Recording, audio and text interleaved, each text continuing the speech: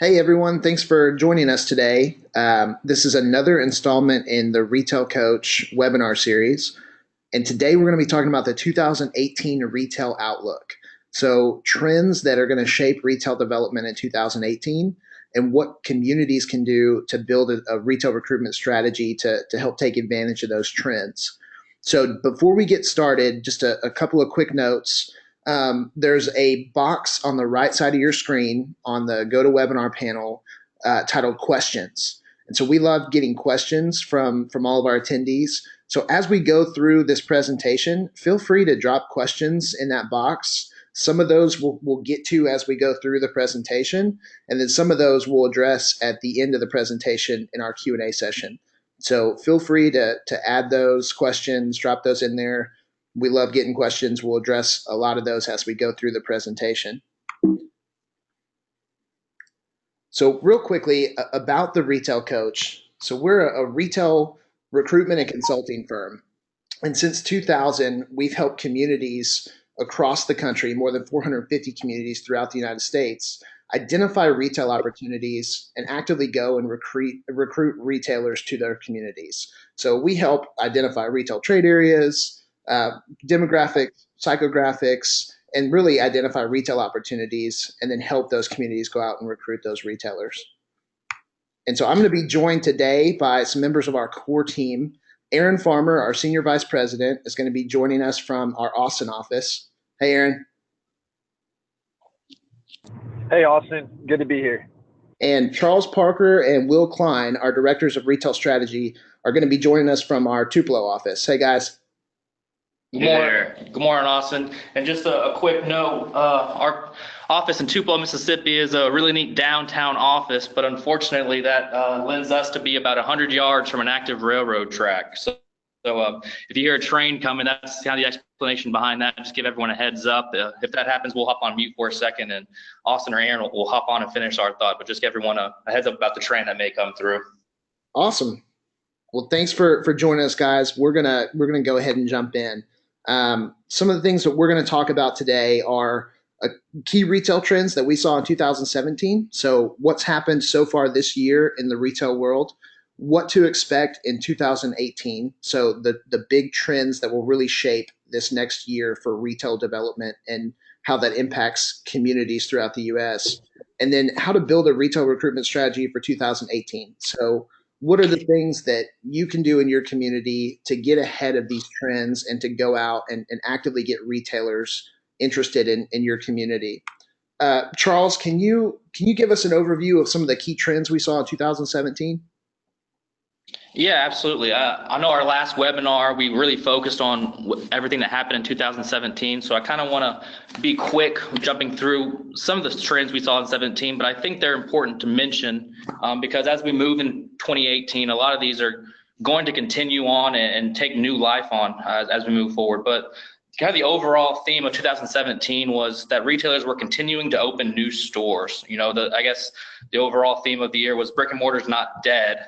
It's just evolving and it's changing how they're interacting with the customers, and firms are having to change their methodology to react to the role of Amazon and e-commerce, and they're changing how they're remaining competitive. You know, a lot of the main growth that we have seen are in the value or the middle retailers. They're the ones that have been most active, opening a lot of those 4,000 stores.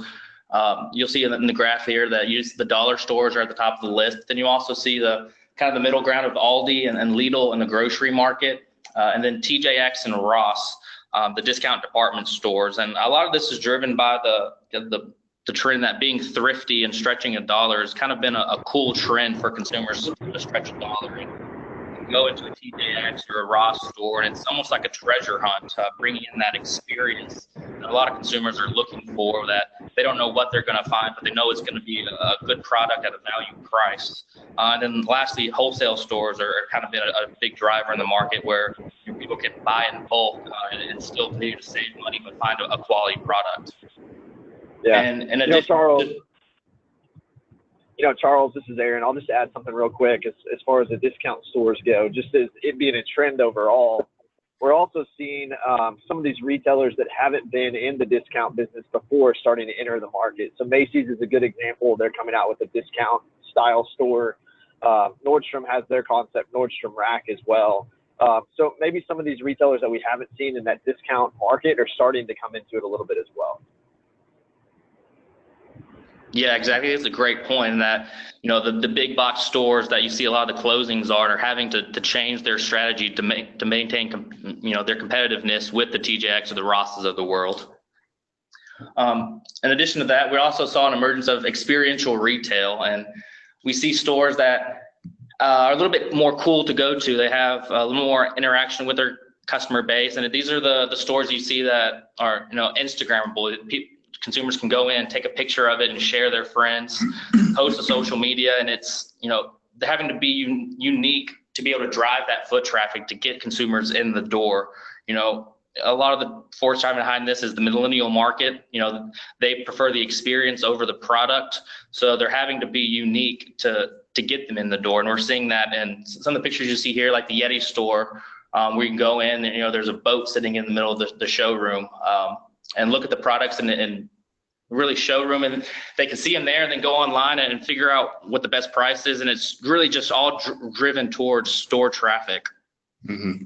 Yeah, and one thing sort of in this experiential retail idea that we saw in 2017 is, and Charles and I laughed about this, but there's a mentality that millennials and Generation Zers, these are some of your groups with who spend a lot of money and are going to continue to spend more as the years tick on, but there's this mentality of fear of missing out, or the pick or it didn't happen type mentality, where you tell your friends that you ate at a cool restaurant or went to a cool retail store. The response from your group of friends is usually, well, take a pic from there, or it did happen. So that might be an explanation as to why you see a lot of young people taking pictures of their food at restaurants.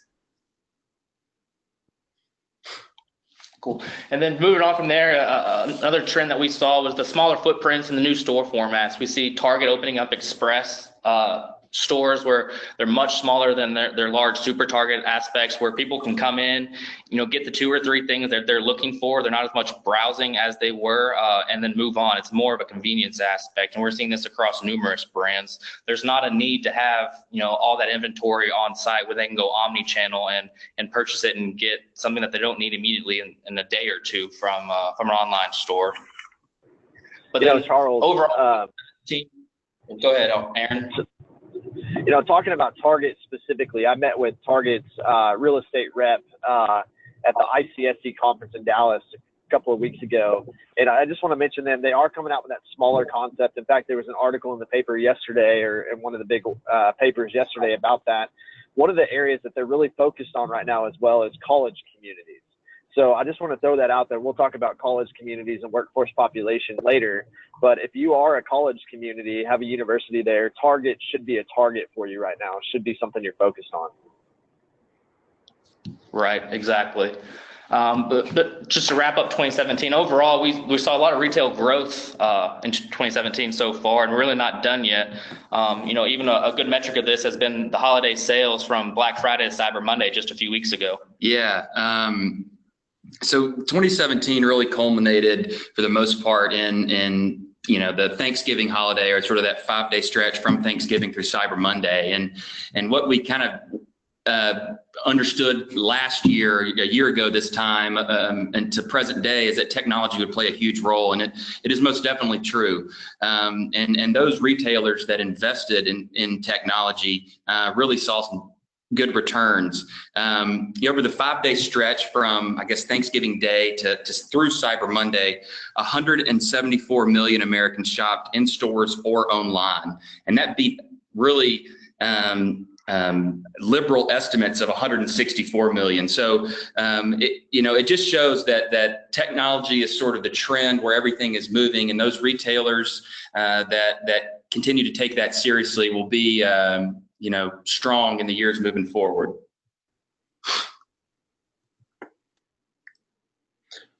Great. So that brings us into the 2018 retail trends and what we can expect from this next year. Before we jump into that, though, had a question from one of our attendees. If you're attending today, we'll make sure to get you a copy of these slides as well as a recording of the presentation so you can go back and watch it later and have access to these slides. So don't worry about trying to take too many notes or anything like that. We'll make sure that you get a copy. And for anyone that's joined us since we made the announcement early on, there is a questions box in the right panel on GoToWebinar. So feel free as we go through this to raise your hand and to ask questions, and we'll address those as we go. Thanks. So Charles, 2018 retail trends, what are some of the things we're going to see this coming year? Yeah, so kind of we opened up a little bit. I think 2018 is really going to be an extension of the 2017 retail trends, but almost on steroids. There's going to be more and more accentuated with what their effect is going to be on the marketplace. And obviously the first glaring aspect of that is going to be the online shopper versus the in-store shopper. And it's how these brands are going to be able to cater to the online shopper and what they're going to do to convert mobile browsing, looking on websites into actual sales, and how they're going to use the retail brick and mortar component and their overall strategy moving forward. As we saw in the Thanksgiving weekend sales, online shopper is not strictly online. Majority of the shoppers actually did both online and in-store retail. So becoming more and more omni-channel, being able to start an order online and then go pick it up in the store, or even showrooming, where you go into a retail or retail store, find an object you like, then order it online. That's going to continue to be a major trend, and retail brands are going to continue to implement technology to make that a case.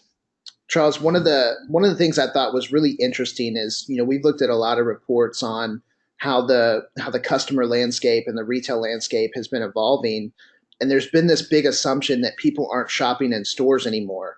And so I found it really interesting to see that almost 80% of consumers are actually shopping in stores about the same, if not more, than they were a year ago. And I think that's a huge indicator of just the health of the retail market right now, because that's a big number. A lot of people are assuming that number would drop off or be smaller than that. So that's something that we're going to look at in 2018, and it's something that a lot of people are assuming is a lot worse. So that was something that was really encouraging to see. Yeah, absolutely. The millennials and Generation Z, the cohort right behind them, they put a large focus on experience. And one way to have an experience is to go to a store and talk about sharing that Instagrammable moment or anything like that. Well, I think one thing interesting between millennials and Generation Z is, everyone's talked about the experience for millennials, that most millennials prefer an experience over a product. But trends we're seeing now in Generation Z, it's almost the opposite. A majority of Generation Z actually prefer a cool product over a cool experience. So I think there are some indicators that, going to a brick and mortar store and having that experience, if done right, where there are those moments to, have a social aspect to it. And if you meet their needs, brick and mortar are going to be a major component moving forward. Yeah, and I think the key thing there is that some of the most impactful innovations that we're seeing are the ones that are not replacing the in-store experience, but are enhancing the in-store experience and kind of transforming it and making it more of an experience for the customer. So really not replacing that experience, but just amplifying it and making it an even better one for the shopper. Yeah, absolutely. I think that brings us to our next point about, retail brick and mortar. They're changing how they're doing operations. They're reinventing themselves and transforming their store space. They're doing more to be more efficient, innovative, and relevant to adapt to the millennials and Generation Z. Those two cohorts are going to make up over 70% of the consumer base by 2020. So that's, most retailers are trying to stay out in front of that and adapt now so they can capture that market for the future. And we see things that Amazon and Kohl's are doing, where Amazon's putting some pop-up stores in the middle of Kohl's brick and mortar to be able to track that, or be able to capitalize on the foot traffic that Kohl's already has, and Kohl's can drive more traffic to their stores, knowing that millennials and Gen Zs can come in and check out some of the cool Amazon products in person before they buy them. Yeah, and sort of to echo that, I mean, and one of the keys, in addition to partnerships like Kohl's and Amazon, I mean, some retailers like Walmart offering in-store pickup services. I mean, the key here for retailers is to convert those visits by the millennials and the Generation Zers to sales. And convenience is a huge thing. So, if they can go on their phone and find a product and they know that just inside the store here is that product, they're more likely to go in, buy, and maybe even purchase something else. So convenience is a big thing moving forward.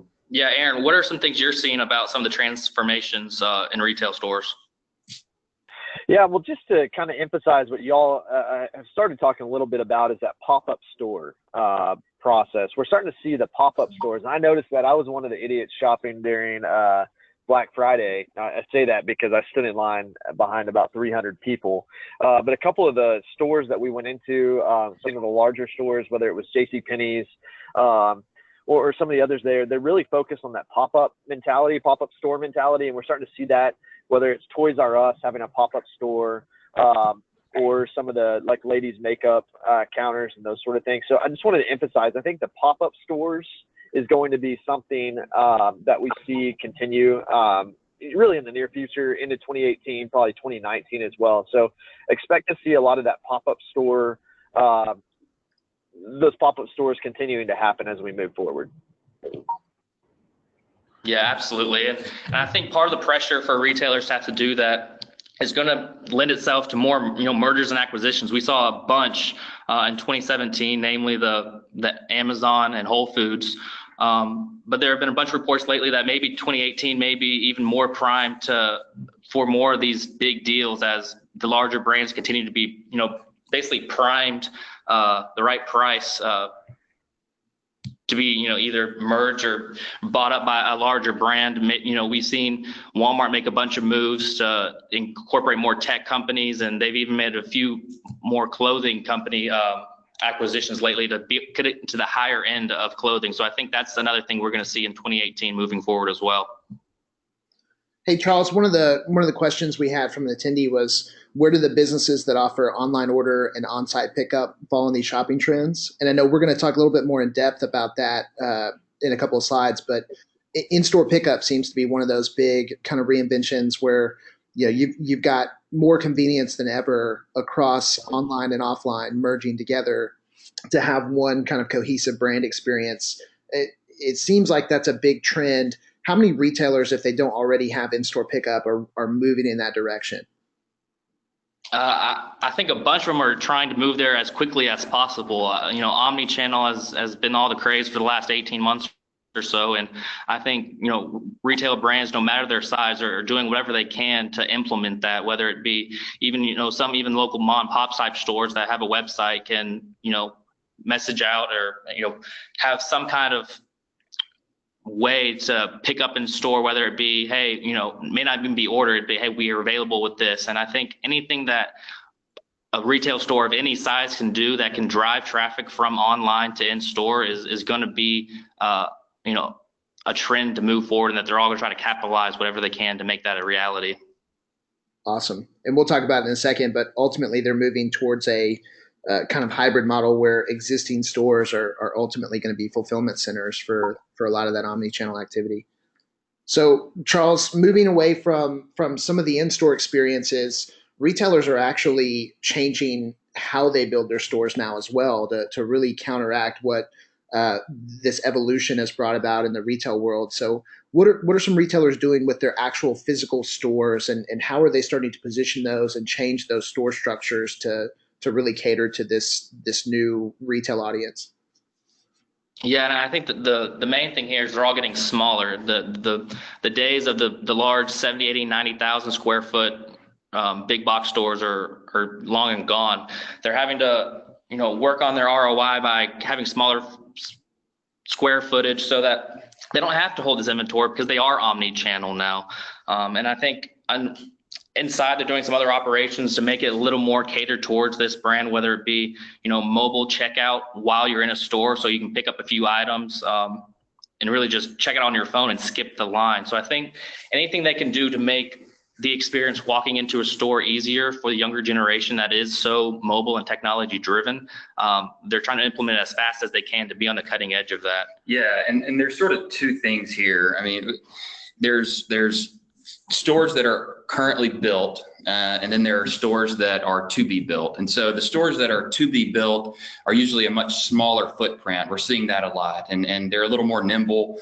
Maybe they've worked on some of their inventory to make them have a little more reach. You know, we see this a lot with Dollar Generals going in a number of areas in rural markets that has been to cut off traffic from getting to larger markets or where a Walmart might be. But the other side of that is, well, what does large stores do to have that 80, 90,000 square foot space? Well, maybe they, build a wall or increase the size of their storage in the back so they can serve as a fulfillment center. And we'll kind of get into this in the next slide, but we're seeing a lot of that too, especially over this holiday season where Target, for instance, in some of the larger urban markets, they use the back half of their store to fulfill a lot of these technological driven omni-channel type mobile device sales type stuff. So once someone buys a good, they can pick it up same day. So those fulfillment centers are also used a lot. Right. It's still centered around experience, as customers are going into stores with a certain set point in mind that they want to usually pick something up and get in and out quickly. And if it's not the case, you also see the other end of the spectrum with Starbucks that are installing beacons in their store. So if you come in within a certain range, and you have the app, it'll ping your phone and tell you what your favorite drink is and say they can have it ready in 3 minutes, just pop on in. So they're getting more and more creative, in terms of overall size and operations to capitalize on the new market that's coming up. Hey guys, question from the attendee that I think fits in perfectly here. How do the smaller store formats affect the market real estate strategies? So namely the radius model for recruitment efforts. So with retailers building these smaller format stores and kind of being creative, what does that do for retail recruitment, and how do you target those retailers knowing that their stores are getting smaller? Yeah, so Will and Charles, this is Aaron. I'll take that. I think that bodes. I think this new strategy of smaller stores actually bodes well for smaller communities. Maybe in the past you weren't a fit for a Target at 60 to 80,000 square feet, or maybe you weren't a fit for, let's say Ross or Marshalls, and now they've kind of shrunk the size of their store. So what it's done is they don't. Number one, the retailers don't require as much land. They don't require as much lease space, so they're not having to, acquire as much land. Their overhead is less. So I think what it's doing is some of these smaller, more medium-sized communities, it's making them more appealing to some of these national retailers and restaurants. So they're able to go into a smaller location. We're even seeing some of the retailers like Home Depot or Walmart start selling off some of their pad sites that they hadn't done in the past. So it's really changing up the real estate market, but for the better, in the sense that maybe some of these smaller sites can fit a national retailer on them. Yeah, and Aaron, I think something to point from a recruitment perspective is, we talk about in the past there was really kind of a shotgun mentality, and it was, hey, let's look at a 20-mile radius, and if there's 500,000 people in the population and the income are high enough, we'll go there. And what we're seeing now with these more smaller store formats is retailers getting more precise about where they're going. And so instead of using something like a radial, we go in and use GPS data and cell phone analysis to really, with pinpoint accuracy, say, hey, this is where you're going to draw from for this retail store, and really being able to show that more granular level of detail than just looking at big population centers. They're getting a little bit more scientific in how they do that as well. I'm sure we'll talk about it more in a minute, but radials and drive times are really a thing of the past. Unless you are in a very urban, densely populated area, radials and drive times don't work. So we're going to talk about it more, but a cell phone analysis, more data-driven type analysis is what these retailers and developers are looking for. Right. So Charles, we talked about this a minute ago, but really we're starting to see retail centers act as kind of the last mile, and retail stores really be fulfillment centers on top of retail stores. Will, you talked about it a little bit with Target using some of their space there. That's obviously a trend we're going to see more of as people are buying things from their cell phones and buying things online. What are some examples of stores that are doing that, or what can we expect in 2018 in terms of how that trend continues to progress? Yeah, I mean, with the rumor of Amazon trying to enter sort of the healthcare world, CVS and Walgreens have both made moves recently. Yeah, as the example here on screen is, Walgreens and FedEx have partnered. So essentially, all your Walgreens stores across the country will also serve as FedEx, packaging and distribution centers.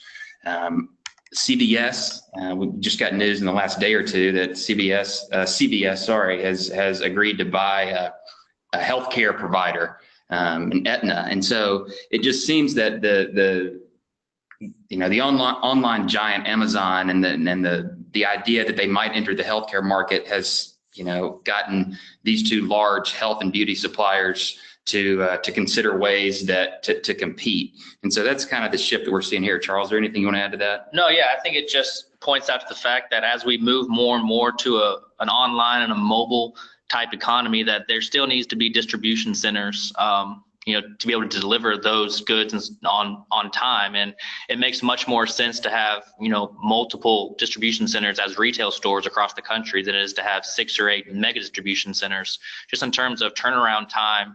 As Amazon continues to drive down the wait time for consumers to order online, it's just everyone's trying to keep up in an arms race of getting an online store to an end consumer as quickly as possible.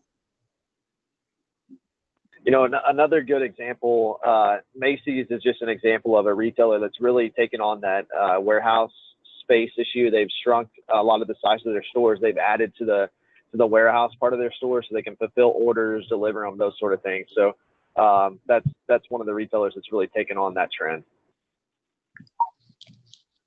Great. So guys, those are kind of big national retailer, multi-million, multi-billion dollar brand trends. That's what the big guys are doing. How do those trends really affect local retailers or downtowns? So smaller community that may have a regional downtown. What does that mean for those local retailers? What do they need to do to compete? Yeah, we've kept it at a pretty high level talking about the major players, but really if you bring it down to a micro scale, the local retailers could really, the concept stay the same. Just like retail isn't dying, downtowns across America aren't necessarily dying either. And mom and pop stores can really, emulate the same trends we're seeing on a national level. Most of all, it's, have an online presence. Whether it just be a website, be on social media accounts. These are things that don't necessarily cost any money or a lot of money at all, but it improves your visibility. We're talked about millennials and Generation Z, and one of the main sources of information they have and their most trusted marketing tool is word of mouth and YouTube celebrities who go and vouch for really cool and unique places. So if downtown mom and pop stores can be visible, be on Yelp, getting reviews that, hey, this is a really neat store. If you're ever in the area, you need to stop in. That's free earned media, free marketing that doesn't cost a lot of money, and it gets a lot of bang with the buck with the target market that's coming up, the next generation, the 70% by 2020. That's just a very simple thing that most mom and pop stores can do. Yeah, and there's sort of two pieces here. There's the community or local engagement, and there's also that passerby engagement where if you're not from a community, then maybe you don't know the best restaurant to eat for lunch or where to get dinner. But if local mom and pops really invest in these social media platforms, Snapchat, Twitter, Facebook, Instagram, and some others, Yelp, for instance, and really put a focus on those, I think that we can see both the community engagement and sort of that traveler or passerby engagement really ramp up. Yeah, we have an example here on the screen. You'll see a few pictures of an old gas station. That's our local coffee shop we have here in Tupelo, Mississippi, and the owner of that's done a fantastic job of both being online and then building that experience. Like he has comedy nights every now and then. He's very involved on social media, and has his sign out there, Strange Brew, where what Willis was talking about. And he does a really good job of engaging community and being visible both online and to visitors on the street. And it's capitalizing to sales for him as well. And then kind of the last piece that can be easily implemented by mom and pop stores across small towns is, slowly adopt technology. It could be just as simple as having Wi-Fi in your store, or if maybe the next step from that would be enabling mobile pay. It's a small step to go ahead and implement a mobile pay card. And a lot of these stores either already have a website online, and it's not hard to make the jump to mobile pay as well. It's something that they need to talk about with their payment systems, that that's going to be the future, and that's how they're going to maintain relevant and compete as the market continues to change and go mobile. Great. And I think the same, one of the things we looked at for 2017 and the trends we saw this last year was that retail is growing. I think the same is true for mom and pop retailers and for downtowns. There's growth and there's opportunities as long as you evolve to meet the market demand. And that demand is true of large national retailers, just as it is with small mom and pop and regional retailers as well. So, Charles, we're going to jump into building a 2018 retail recruitment strategy. So basically what we saw for 2017 and what we're saying is going to be 2017 on steroids in 2018.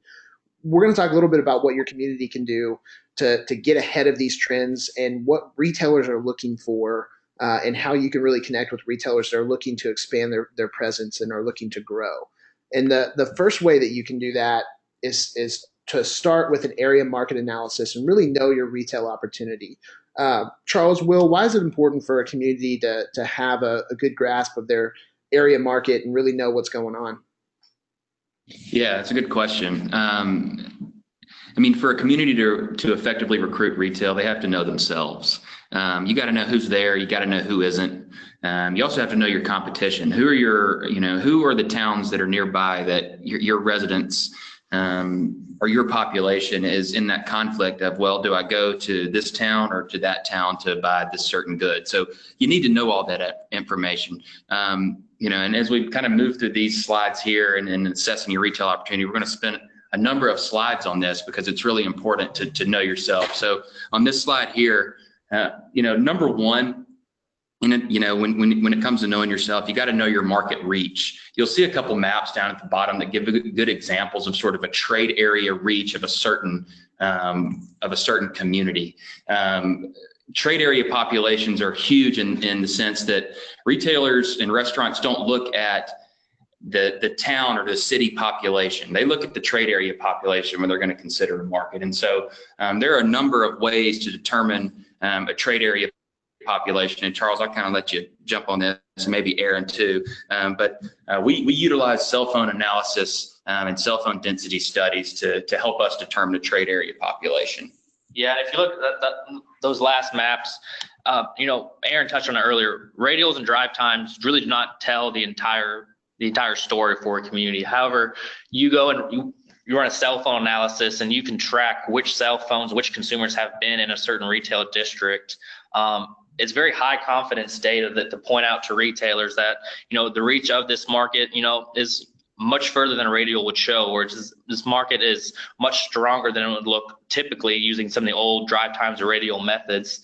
And this has been a piece of data that has been very important with us in a lot of our projects, and it's one of the first things we do to understand the overall strength of the market.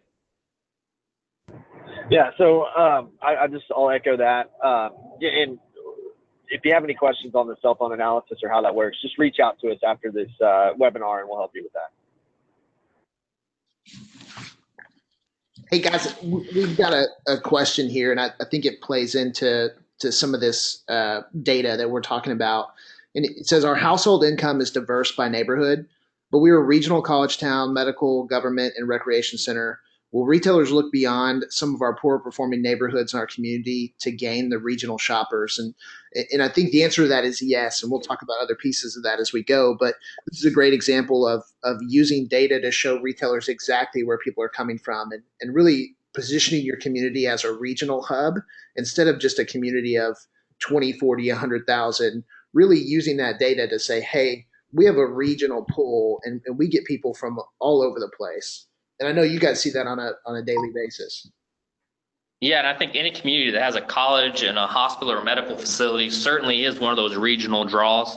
And I think that's the type of community that can benefit the most from a cell phone analysis, to point out that to retailers that, it's not just 5 or 10 miles that people are coming, it's 25, 30 miles in some directions that are coming to that market to shop. And a cell phone analysis would show and highlight that and would prove that your shoppers are that high. And it would make your retail trade area, 3 or 4 times your population with very strong evidence to support that market.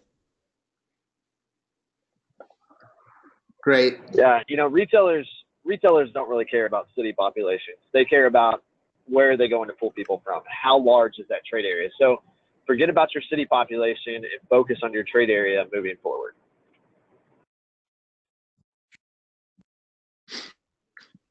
And I think to go with that, when we talk about knowing your retail trade area, really looking at not only just demographics, but psychographics of your retail trade area. So going beyond just a basic demographic profile for your community, but really targeting your retail trade area and knowing who's in that retail trade area, and not only who's there, but what they like to do and what lifestyle segments are in that community. Yeah, I mean, these demographic, sorry, Austin, so once we determine sort of that trade area reach, and we use that really reliable cell phone analysis to help us prove that the reach of a certain community, we are able to then run specific demographic and psychographic profiles on that delineated boundary. This is huge for retailers and restaurants, and this sort of answers the question about some of your lower end, household incomes. Does the effect of a college town or a medical park, what does that play in all this data? I mean, we were able to determine all that once we figure out, based on the cell phone study, the demographic and psychographic, makeup of that trade area reach. So this portion of sort of understanding yourselves, your market, and determining sort of your retail opportunity is key in the type retailers that we recruit. And I think that really kind of leads into knowing your retail sales leakage. So super important to know what your actual retail trade area is, but then on top of that, the demographics, psychographics, and then being able to really quantify how much retail opportunity you have.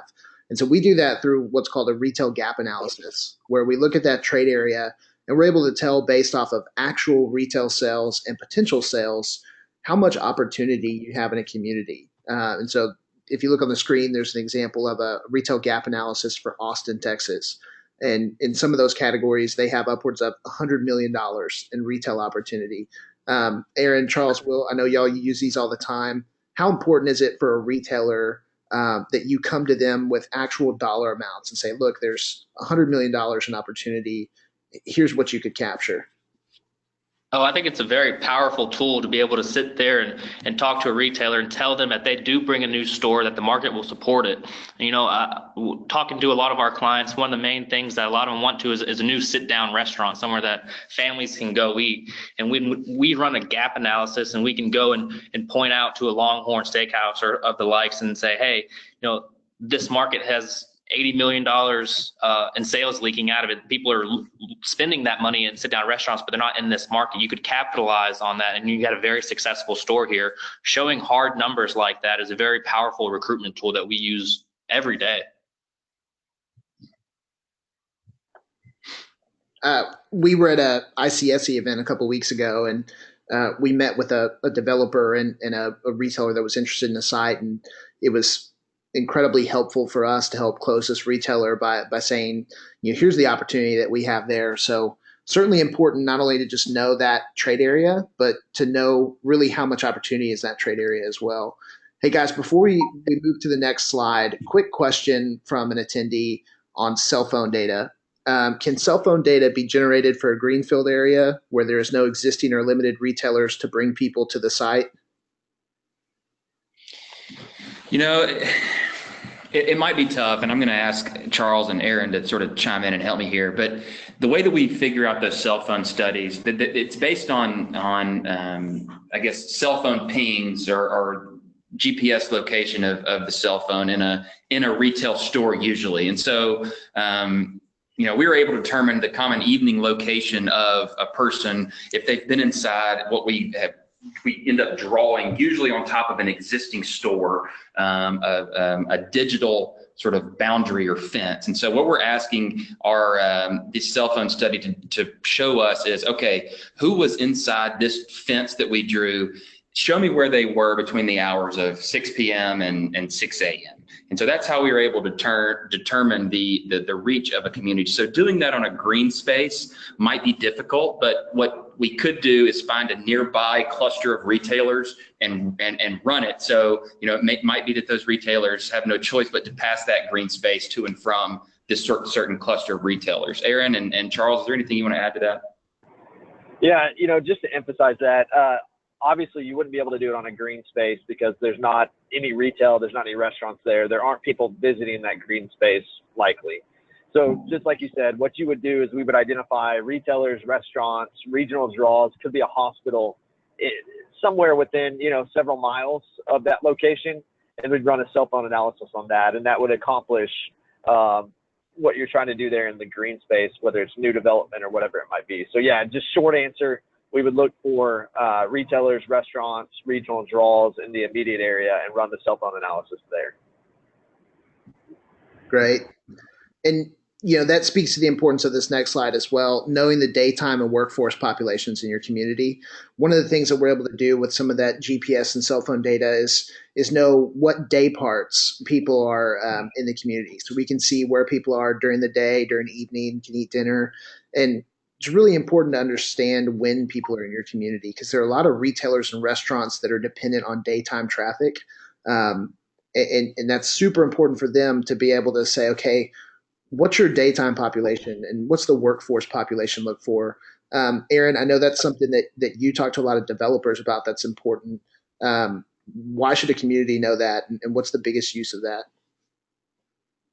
Well, absolutely. For a lot of communities, your daytime or your workforce population just really explodes or booms during the day. So it's important to look at that, especially with restaurants. If I'm a restaurant, I know I can be successful in the evening, but what I worry about is the daytime population there. So just can't emphasize it enough. Really focus on that daytime population, that workforce population. And I don't know if we have a slide on there or not, but also focus on that college station or that college population, because typically those people are not included in the census, even though they are there during the day. So, that's why it's important. But specifically when it comes to restaurants, they really pay a lot of attention to that daytime and workforce population. So once a community has all the data and they really know their community and they've really assessed their retail opportunity, the next important piece of that is developing a plan. And so one of the things that people overlook a lot is really knowing what available sites and properties that you have for development and really having a land use and plan for that. Aaron, you talk about this all the time, but really the first questions that we get from a retailer that might be interested in a community is, where can I put my business and what sites are available? And so how important is it for a community to not only know what's available, but actually have some kind of vision or plan for those things? Yeah, I mean, that's key. Like you said, the first question any retailer, any developer is going to ask is, okay, we like your community, but what sites are available? So what you're trying to do is you're competing not just with those communities directly around you, but regionally and statewide, you're competing with these retailers. So if you know a retailer is looking for 2 acres, well, you want to be able to get to them immediately. Hey, here are the 5 2-acre sites that fit your criteria. Basically, these retailers you're doing their job for them, finding the sites. And at the end of the day, what that's going to do is speed up the process. So anytime you can get a site to a retailer, again, that's going to speed up the process and a big part of, the recruitment strategy.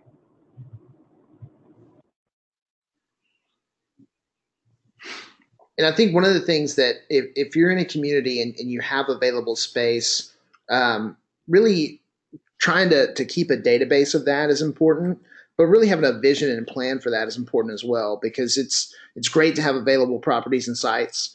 but there's a lot you can do on the front end from planning and vision and having site plans ready that can really accelerate a retail's level of interest. Will and Charles, I know you've worked on projects before where retailers may not be interested in just a blank field or an empty space, but when you come to them with a site plan that's already got potential anchors and a lot of other retail activity, that can really spur their interest. Yeah, absolutely. When you can be as prepared as possible, you can kind of paint them a picture of what that green space can be. You have some numbers to back up, what the population and what the income levels are there, and just really have every answer to their question already in front of them. It really helps the process move forward quickly.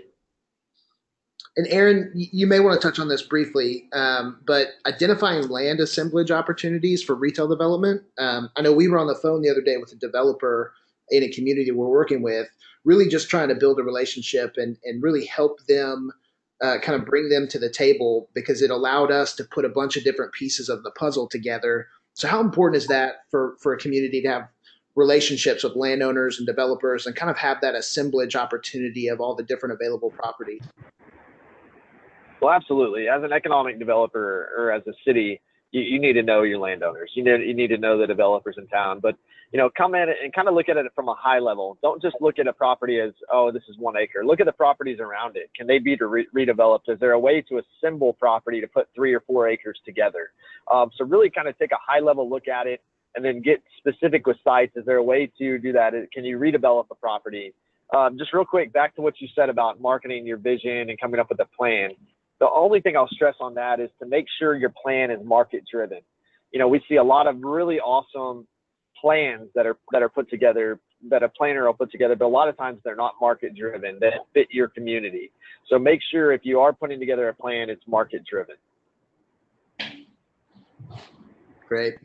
And then the last piece of the puzzle is really implementing the plan. So understanding your community, putting a plan together, and then actually going out and recruiting retailers and developers and really targeting those. And it's important from a community perspective to target retailers that fit your community based on your market analysis. And then the really important piece is understand location criteria before you start recruiting. A lot of retailers, all retailers, have very specific site selection criteria, and they have to meet that criteria, or there has to be a really great opportunity for them to prove they can go somewhere. So really try to understand that as much as you can. There's a couple of different resources that Charles and Will, you can probably point us to do that. I know we have a lot of those relationships, but how can a community research retailers or kind of understand what they're looking for? Yeah, exactly. It's do some research on the front end to know what their site criteria is. Know that they need at least an acre and a half or whatever that may be. And there are some resources online. A lot of the retailers have some real estate websites as part of it. There's also third-party data providers. One of ours is Retail Lease Track, is a data partner that we use that compiles some of this. But then we also we work internally as a company to build our own database of site selectors' contact information and then what they're looking for.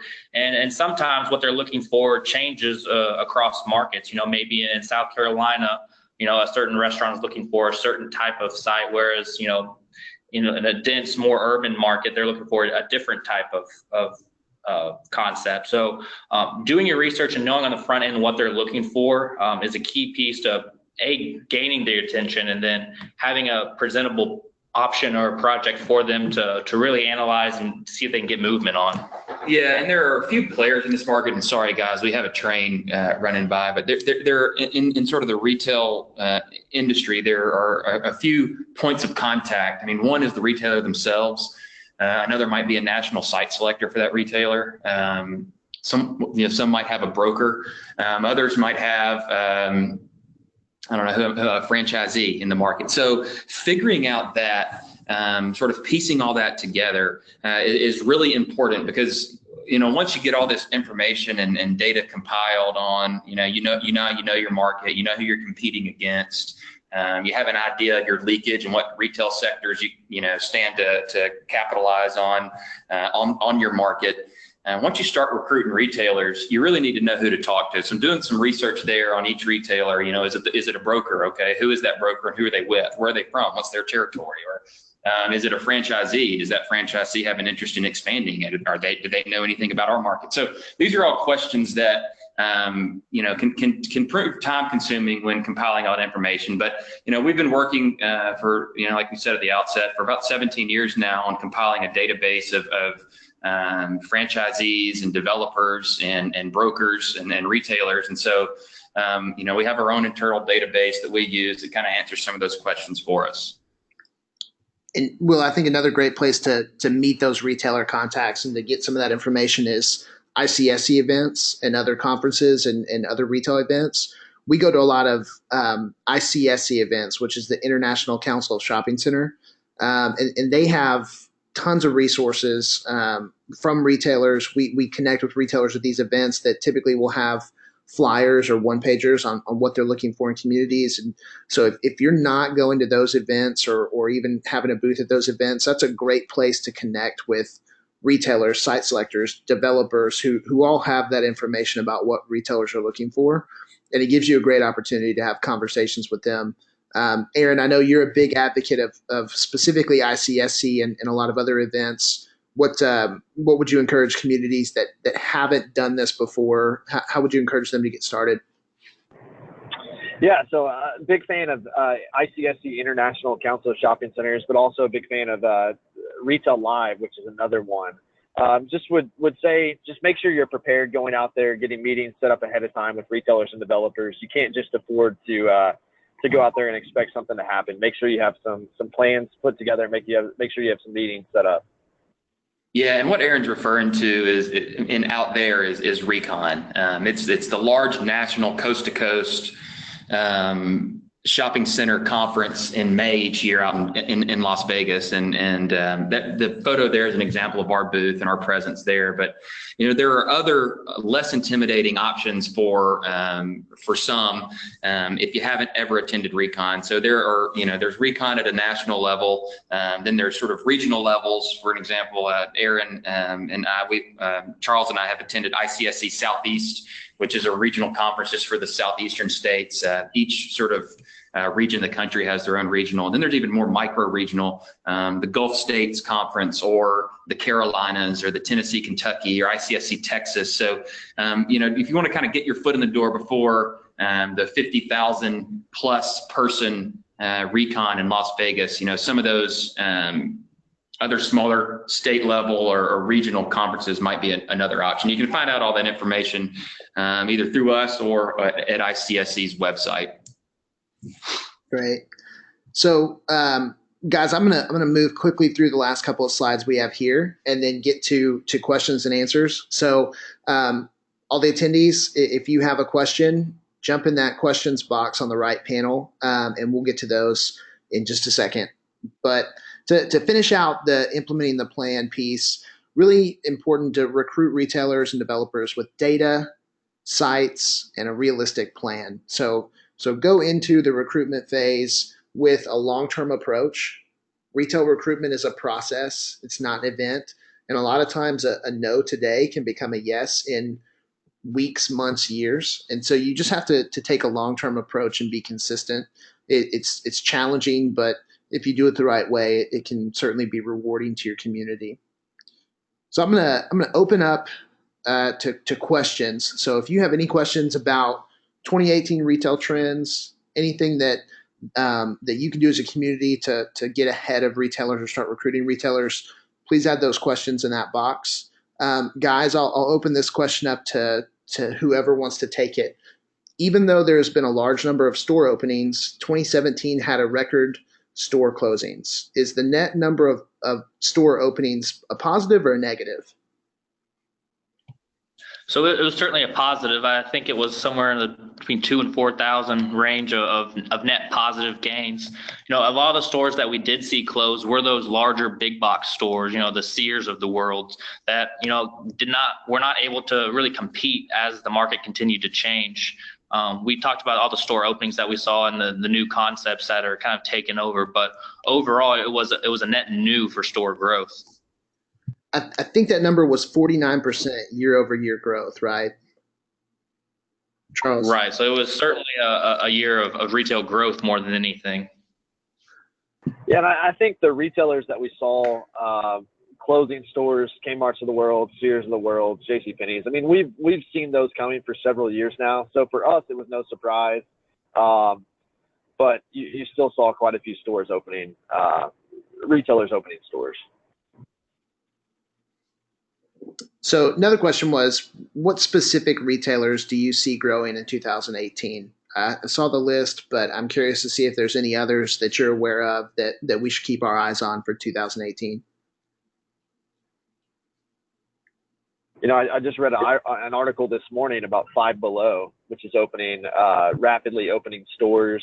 Nordstrom Rack is rapidly opening stores. A lot of the grocery stores like Lidl and Aldi, kind of the smaller neighborhood type grocery stores, we're seeing expand pretty rapidly. So the list is pretty long as far as what retailers and restaurants are expanding. I expect, you know, Marshall's, Ross, Home Goods, you know, Costco is expanding. Target now coming out with the smaller concept. I think you're going to start seeing them expand again, but those are just a few of the ones I'm seeing. Yeah, I think the department stores like the TJX and the Ross are going to continue to drive the market. And then also kind of the fast casual sit down lunch type restaurants. I think in 2017, I think the number was over 40% were restaurants of the new growth. So I think those are going to continue to be a trend moving in 2018 as well. Yeah, so some of those that would fit into that category would be like Chipotle, Panera Bread, you know, Mod Pizza, really those quick casual type restaurants really focused on the millennials. Another one that I ate at just recently was another pizza place, and now I can't think of the name of it, but we're seeing those Panera Breads, you know, those pizza places like that expand rapidly. Another question here. We seem to get a lot of interest from the middle retailers you talked about, dollar stores, fast food restaurants, casual restaurants. Is it a bad thing to get a lot of these new retailers? Should we be focusing on other things? You know, we don't want to only have fast food restaurants and cheap retailers. Should we focus elsewhere as well? Yeah, I mean, so I think the answer is yes on that, and Will, I'll let you add to that as well. But I think it's important to have a healthy mix. You want to have fast food, you want to have quick service, you want to have casual restaurants, you want to have retail. So I don't necessarily think it's a bad thing. I mean, it's probably reflective of your incomes in the community and probably reflective of some of the demographics there based on what retailers and restaurants you have. But yeah, I mean, it's up to you. Get out there. If you want to focus more on department stores, if you want to focus more on other types of restaurants and retailers, the way you do that is you get in front of them. You do the recruitment, you get in front of them, and that's going to help speed up that process, getting some other types of retailers into the community.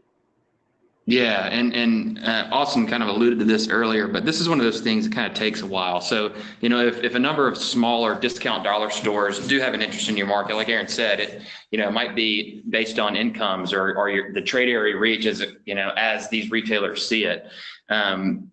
You know, one thing I would recommend, and we mentioned these conferences earlier, is attending these conferences. And if you have a vision of a large box retailer and you have some space for them, you know, attend one of these conferences and try to get in front of those people and get their feedback and see what it is that they're saying is, you know, maybe the answer is no now, but in 3 or 5 years, the answer might be yes. You know, what, as a community leader, what can we do to start, you know, what changes can we make now to hopefully encourage one of these larger stores to be interested in our market later?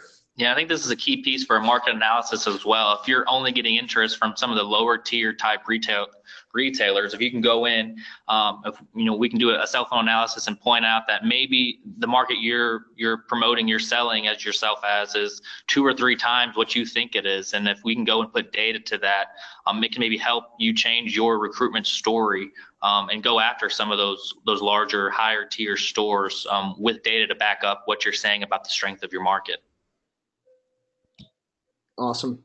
So, hey, we're going to take a couple more questions. All the attendees out there, send us your questions. We'll try to grab 1 or 2, maybe 3 more. Don't be afraid to ask a personal question. People from all over the country are on. So there's probably something that would apply to other people as well if you're going to ask it. As well, the personal contact information for Aaron, Charles, and Will is on the screen. So if you want to reach out to them personally, that's their emails and cell phones. So please don't hesitate to call them or get in touch with them if you have any other questions you want to ask offline. Guys, next question. We're hearing that many grocers have put their expansion/relocation plans on hold as they evaluate the Amazon Whole Foods merger. Some are saying the grocers will revamp their sizes as they expand with online orders for canned foods, paper goods, etc. What thoughts do you have? Well, I mean, overall, Amazon getting into the grocery market certainly put a scare in the grocery market as a whole. But I don't think it necessarily turned them all off by any means. I think there are some markets in some regions where it actually amped up some of the grocery market where they want to make sure to hang on to their foothold in the market. There's still a transition going on in the grocery market as a whole, but I think there are still those competing brands, and a lot of the grocers are regional to the U.S. that are dropping stores and trying to carve out their market as quickly as possible. It almost advanced their strategy in some cases. Yeah, from a grocery. Go ahead, Aaron. From a grocery standpoint, one of the things we're seeing right now is, you're right, a lot of the larger retailers, some Kroger, some of the other stores are on hold right now. Just kind of waiting to see what's going to happen there. A lot of the stores have picked up the curbside, or you can order online and pick it up. I know that's convenient for a lot of stay-at-home moms or dads with the kids. So that's going to be a trend there. What we are seeing, though, I mentioned it earlier, is Lidl and Aldi expanding rapidly. They're both German grocery stores that are expanding in the market. So I think what you are going to see is, you are going to see the grocery, these big grocery anchored retailers kind of shrinking the size of their stores a little bit. Part of that is because as a country, we're spending more out to eat now than we are on grocery. That trend started in about 2016. So I think that has a lot to do with it. But grocery stores aren't going away. I think they're just going to, like other retailers, shift the size of their stores to being a little bit smaller. Got it. What about another question here? What about mixed use development, residential retail, or is there growth in that, or is there less interest from the development community? And we're definitely still seeing that be a popular option amongst developers. Retail sort of on floor one and some residential units on the upper floors. But, a lot of times that typically depends on the market. I mean, a small rural town, a mixed use development might not be the best investment for a developer. But in some of your larger, more urban markets, if the population is moving kind of from city center outward, that mixed use idea is definitely a great concept and really popular in markets I know like Nashville and Birmingham. Yeah, and mixed use is a really broad term. So, I mean, mixed use could be just retail and restaurants, or it could be just retail and then an office building with it as well. So it depends on kind of what we're talking about as far as a mixed use development goes.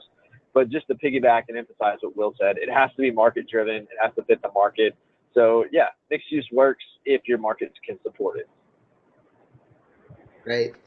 Well, guys, I think we're going to end it there. It's just after 11 o'clock. Thanks everyone who attended. Aaron, Charles, Will, thank you for joining us and presenting today. Just want to reemphasize, if you have any questions, feel free to reach out to these guys directly. Aaron, Charles, Will, anything you want to leave with people before we sign off? Yeah, and it might be easier too if you want all three of us to get to answer a question or get your question or get your comment. You can actually email us at info@theretailcoach.net. That's info@theretailcoach.net, or you can email us individually, whatever works best. But thank you for your time today, and we'd love to talk to you further. Really excited about retail as we're heading into 2018, and if we don't get a chance to talk to you, have a great Christmas and holiday season, and we'll talk to you all soon. Yeah, thanks for tuning in, everybody. I think 2018 is going to be a really good, interesting year for retail. If there are any more questions that you have, maybe specific to your community, please don't hesitate to reach out. Give me a call, give me an email. We'd love to work with you. Yeah, thanks for attending, guys. All right, thanks, guys, and thank you so much for attending.